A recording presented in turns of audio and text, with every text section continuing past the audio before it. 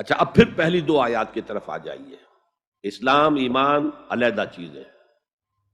ایمان کی تعریف یقین قلبی دل میں، اور جہاد فی سبیل اللہ عمل میں۔ گویا کہ ان میں سے کوئی ایک چیز بھی نہیں ہے تو پھر مومن نہیں ہو تم۔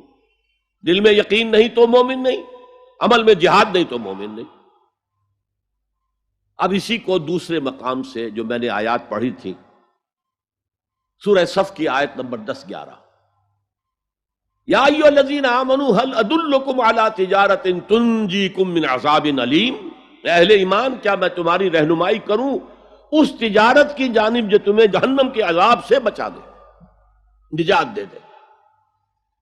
سوالیہ انداز، یہ قرآن کا بھی انداز ہے، حضور کا بھی انداز۔ یا ایھا الذین آمنوا هل ادلکم علی تجارۃ تنجیکم من عذاب علیم، کیا میں بتاؤں تمہیں وہ تجارت، وہ کاروبار جس کا نفع کیا ہوگا کہ جہنم سے چھٹکارا پا جاؤ۔ اب یہاں ایک منٹ رک کر توقف کر کے نظم کلام کے اعتبار سے ایک نتیجہ سامنے لے آئیے۔ اگر وہ تجارت نہیں کرو گے تو جہنم سے نجات کی امید یہ تمہاری وشفل تھنکنگ ہے، تمہاری آرزویں ہیں، تلک امانیہم، یہ ان کی خواہشات ہیں جنہوں نے عقیدوں کی شکل اختیار کر لی۔ اللہ کا کلام ہے کہ اس میں کوئی شے جو ہے محض شاعرانہ لفاظی کے لیے یا شاعرانہ مبالغے کے لیے تو نہیں ہے نا۔ گنجینہ معنی کا طلسم اس کو سمجھیو جو لفظ کے غالب میرے اشعار میں آوے۔ تو قرآن میں جو لفظ آ رہا ہے وہ ہر لفظ اپنی جگہ پر معنی کا خزانہ ہے۔ هل ادلکم علی تجارۃ تنجیکم من عذاب علیم۔ اب جواب سنیے، تؤمنون باللہ ورسولہ، ایمان لاؤ اللہ پر اور اس کے رسول پر جیسا کہ ایمان لانے کا حق ہے۔ بات وہی ہو گئی نا، وہ پہلا تمہارا قانونی ایمان تھا، اصل ایمان کچھ اور ہے۔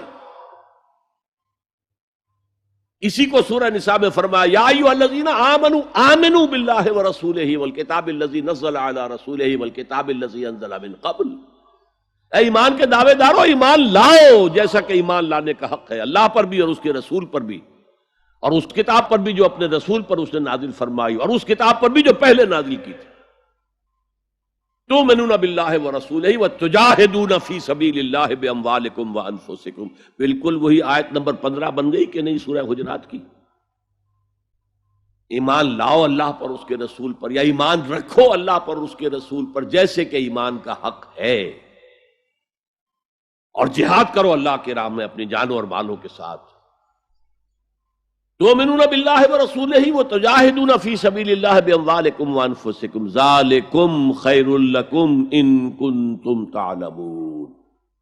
یہی تمہارے حق میں بہتر ہے اگر تم سمجھو، اگرچہ بظاہر تو گھاٹے کا سودا ہے دنیاوی اعتبار سے، اللہ کی راہ میں جہاد کرنا جان کا اندیشہ ہے، قتال کے لیے نکلنا جان کا، جو اگر بچ کے آ گئے تو ایک نئی زندگی سمجھیے، ورنہ انسان میدان جنگ میں جاتا ہے تو جان ہتھیلی پر رکھ کر جاتا ہے۔ مال مانگا جا رہا ہے اللہ کی راہ میں، مال دے کر دنیا میں تو بہرحال دولت کی کمی کا احساس ہوتا ہے نا، اگرچہ تمہیں گھاٹے کا سودا نظر آتا ہے، حقیقت میں یہی نفع کا سودا ہے اگر تمہارے پاس علم حقیقی ہے۔ اب ان دو مقامات سے جو نتیجہ میں نے نکالا، there can be no ایمان without jihad فی سبیل اللہ، there can be no salvation on the day of judgment without jihad فی سبیل اللہ۔